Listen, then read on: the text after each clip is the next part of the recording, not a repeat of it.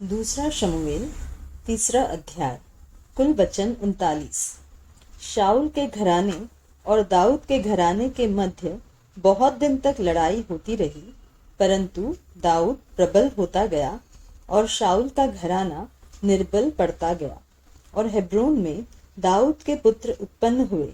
उसका जेठा बेटा अम्मोन था, जो इजरायली अहीनोम से उत्पन्न हुआ था, और उसका दूसरा किलाव था, जिसकी माँ करमेली नाबाल की स्त्री अबिगैल थी। तीसरा अबशालोम, जो गशूर के राजा तलमै की बेटी माका से उत्पन्न हुआ था। चौथा अदोनिरिया, जो हगीत से उत्पन्न हुआ था। पांचवा शपत्या, जिसकी माँ अबीतल थी। छठवा इत्राम, जो एगला नाम दाऊद की स्त्री से उत्पन्न हुआ। हेब्रोन में दाऊद से ये ही संतान उत्पन्न हुए। जब शाऊल और दाऊद दोनों के घरानों के मध्य लड़ाई हो रही थी, तब अब्नेर शाऊल के घराने की सहायता में बल बढ़ाता गया। शाऊल की एक रखेली थी, जिसका नाम रिस्पा था। वह अरिया की बेटी थी। और इशबोशेत ने अब्नेर से पूछा, तू मेरे पिता की रखेली के पास क्यों गया?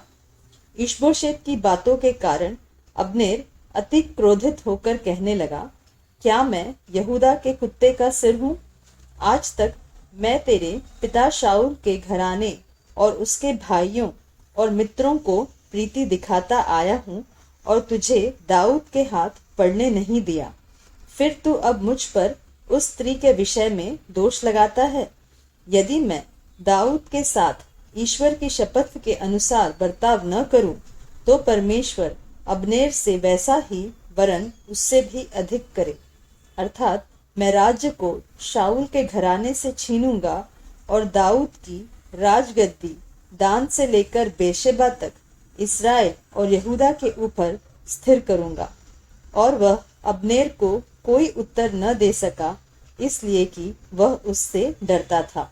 तब अब्नेर ने उसके नाम से दाऊद के पास दूतों से कहला भेजा कि देश किसका है, और यह भी कहला भेजा कि तू मेरे साथ वाचा बांध, और मैं तेरी सहायता करूंगा कि समस्त इस्राएल के मन तेरी ओर फेर दूं।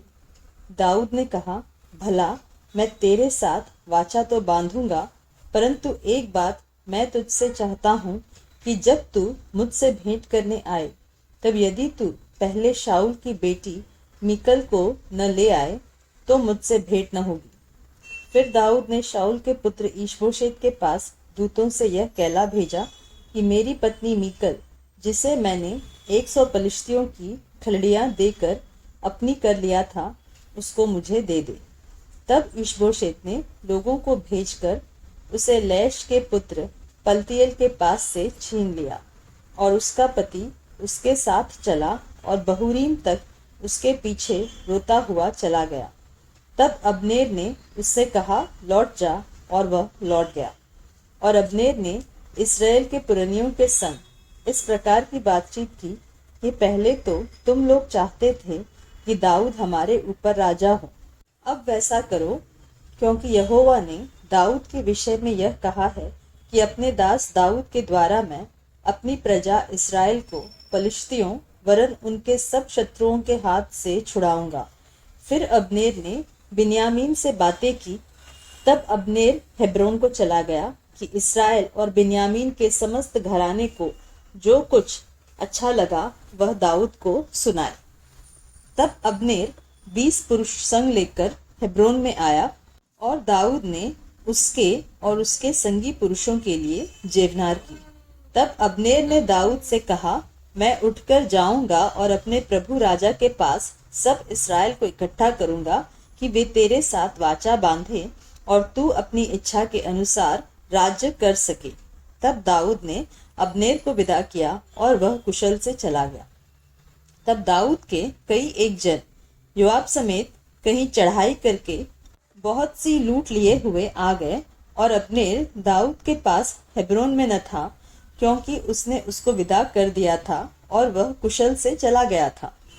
जब योआब और उसके साथ की समस्त सेना आई, तब लोगों ने योबाब को बताया कि नेर का पुत्र अब्नेर राजा के पास आया था और उसने उसको विदा कर दिया और वह कुशल से चला गया। तब योआब ने राजा के पास जाकर कहा, तूने ये क्या किया है? अब्नेर जो तेरे पास आया था, तो क्या कारण है कि तूने उसको जाने दिया और वह चला गया है? तू नेर के पुत्र अब्नेर को जानता होगा कि वह तुझे धोखा देने और तेरे आने जाने और कुल काम का भेद लेने आया था। योआब ने दाऊद के पास से निकलकर दाऊद के अनजाने अब्नेर के पीछे दूत भेजे और वे उसको सीरा नाम कुंड से लौटा ले आए। जब अब्नेर हेब्रोन को लौट आया, तब योआब उससे एकांत में बातें करने के लिए उसको फाटक के भीतर अलग ले गया और वहां अपने भाई असाहेल के खून के पलटे में उसके पेट में ऐसा मारा कि वह मर गया। इसके बाद जब दाऊद ने यह सुना तो कहा, नेर के पुत्र अब्नेर के खून के विषय में अपनी प्रजा समेत यहोवा की दृष्टि में सदैव निर्दोष रहूंगा। वह योआब और उसके पिता के समस्त घराने को लगे और योआब के वंश में कोई न कोई प्रमेह का रोगी और कोढ़ी और बैसाखी का लगाने वाला और तलवार से खेत आने वाला और भूखे मरने वाला सदा होता रहे। योआब और उसके भाई अबीशै ने अब्नेर को इस कारण घात किया कि उसने उनके भाई असाहेल को गिबोन में लड़ाई के समय मार डाला था। तब दाऊद ने योआब और अपने सब संगी लोगों से कहा, अपने वस्त्र फाड़ो और कमर में टाट बांधकर अब्नेर के आगे आगे चलो। और दाऊद राजा स्वयं अर्थी के पीछे पीछे चला। अब्नेर को हेब्रोन में मिट्टी दी गई और राजा अब्नेर की कब्र के पास फूट फूट कर रोया और सब लोग भी रोए। तब दाऊद ने अब्नेर के विषय यह विलाप गीत बनाया कि क्या उचित था कि अब्नेर मूढ़ की नाई मरे? न तो तेरे हाथ बांधे गए और न तेरे पाँव में बेड़ियां डाली गई। जैसे कोई कुटिल मनुष्यों से मारा जाए, वैसे ही तू मारा गया। तब सब लोग उसके विषय फिर रो उठे।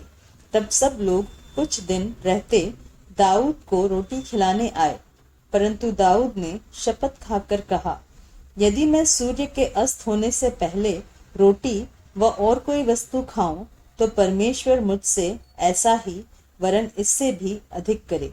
और सब लोगों ने इस पर विचार किया और इससे प्रसन्न हुए। वैसे ही जो कुछ राजा करता था, उससे सब लोग प्रसन्न होते थे। तब उन सब लोगों ने वरन समस्त इस्राएल ने भी उसी दिन जान लिया कि नेर के पुत्र अब्नेर का घात किया जाना राजा की ओर से नहीं हुआ। और राजा ने अपने कर्मचारियों से कहा, क्या तुम लोग नहीं जानते कि इस्राएल में आज के दिन एक प्रधान और प्रतापी मनुष्य मरा है? और यद्यपि मैं अभिषिक्त राजा हूँ, तो भी आज निर्बल हूँ, और वे सरूया के पुत्र मुझसे अधिक प्रचंड है। परंतु यहोवा बुराई करने वालों को उसकी बुराई के अनुसार ही पलटा दे।